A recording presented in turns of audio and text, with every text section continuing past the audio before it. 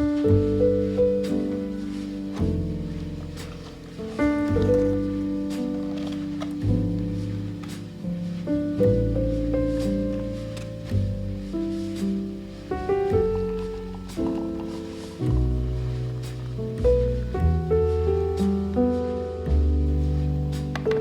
late, the year is ending, and I just want to talk.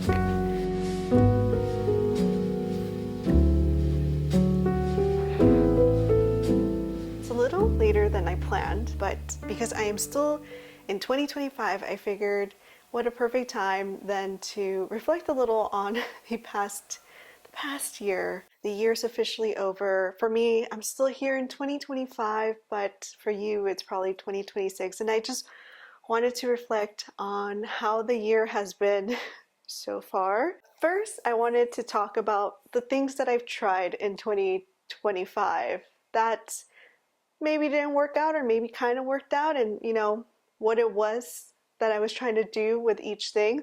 The first thing being a vision board. Now, my friend Ale, I've been wanting to do a vision board party for so long, so I agreed to it and I did a vision board. So we did this vision board, and only a couple of things came true on that vision board, and I've learned that you have to be very specific with what you're putting on your vision board. And I learned that the hard way. Sorry, my washing machine sounded like it was about to take off, so I had to take a quick break.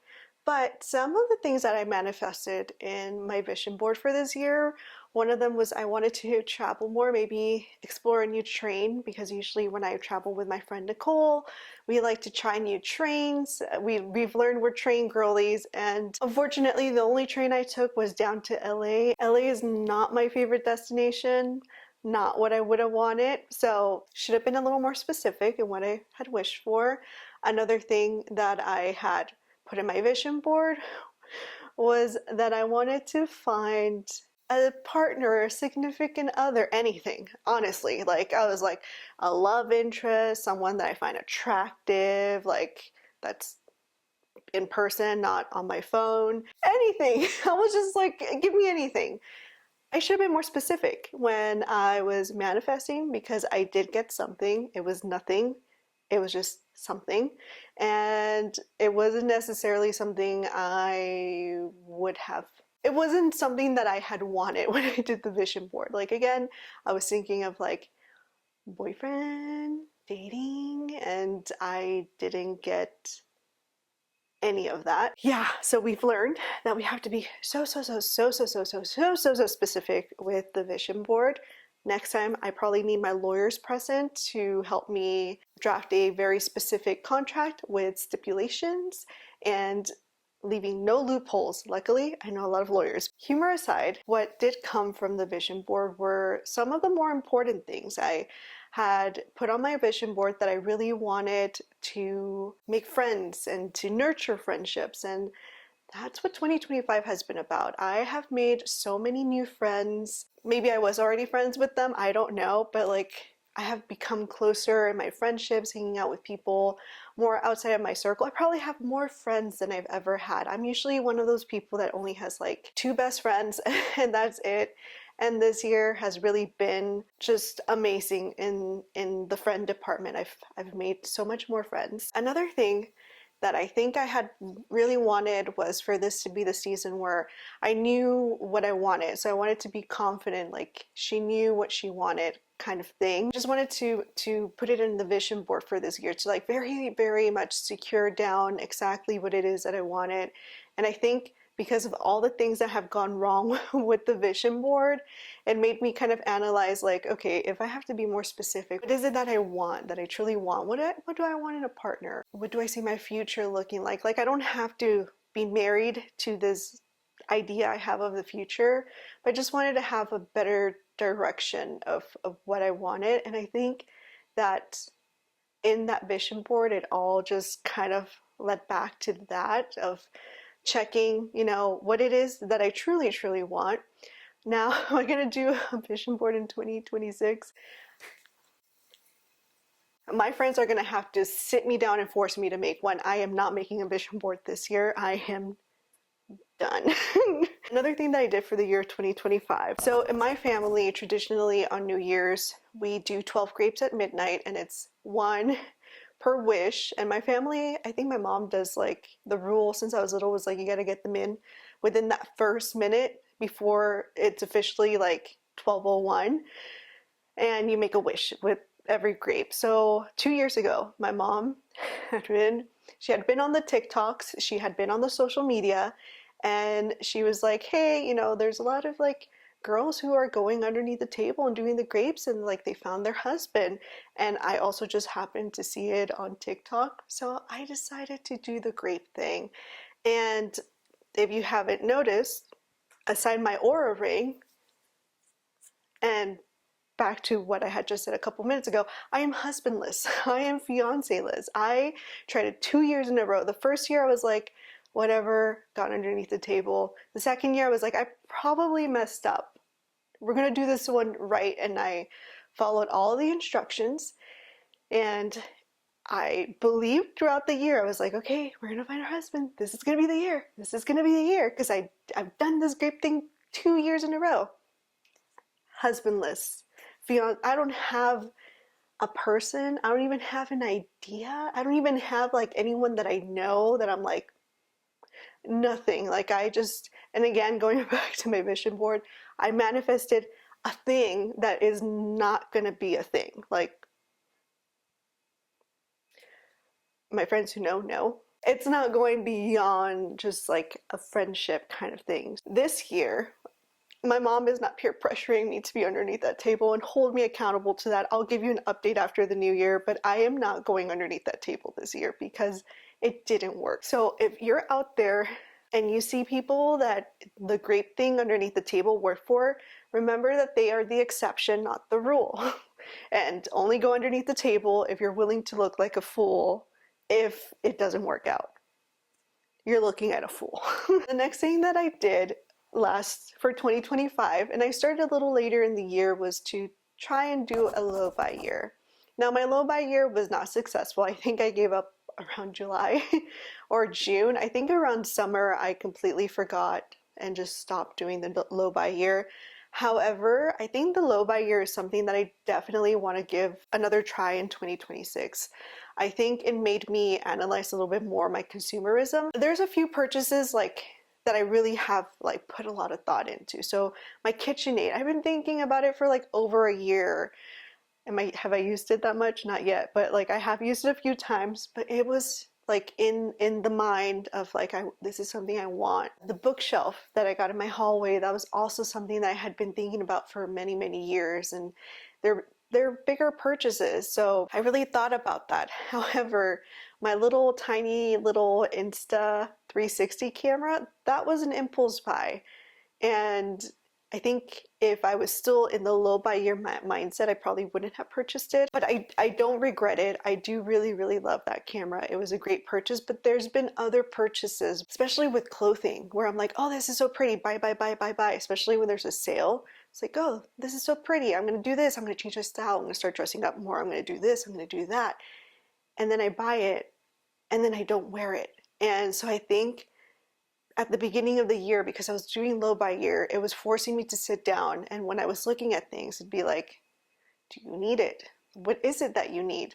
In terms of clothing, I would be like, well, I need more pajamas. So I would make an exception for the pajamas. And honestly, the pajamas that I purchased while I was doing the low buy year were so good of a choice for me.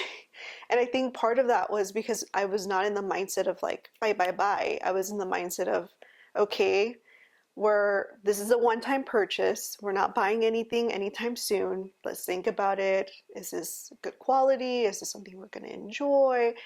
And so I think it really helped battle that consumerism, because I'm guilty of that. I'm a consumer. I love shopping. Sephora gets a lot of money out of me every single year. And so low buy years kind of help me control a little bit more of that. And so I really would want to do it again. If you're thinking about doing a low buy year, I definitely recommend it. Make up your own rules that work best for you. You don't have to be super strict with everything. I think coming into 2026, that's something that I definitely want to start up again. And not because it's going to be 2026, just because I just remembered I was doing that last year. Another thing that I did, and it wasn't in 2025, I did in 2024 to manifest for 2025, and that was again TikTok. TikTok gets me every time. There was a thing about like write a letter on August 8th, and you're making statements of like, I am so happy that I own a Ferrari, whatever, you know, like you're making statements of things that haven't happened yet, but making it as if they have already. And so I wrote this letter, and I can't remember how many things you had to write in it. And then you had to hide it and open it on August 8th of the following year. That letter sent me into pure depression.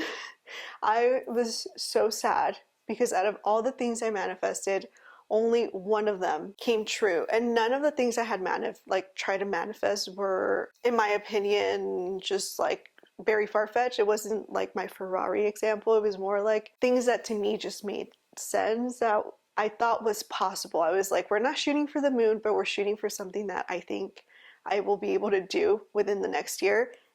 And I did it. And I think it was so painful, so hurtful to read that letter and be like, damn, like I really, really let myself down. And this is nothing against manifestation. I do believe that you can manifest things. I believe there's certain things in my life that have been manifested or that came up in my life that I'm not surprised of where I am sometimes, because I'm like, oh, I knew that. Like I had a feeling about that.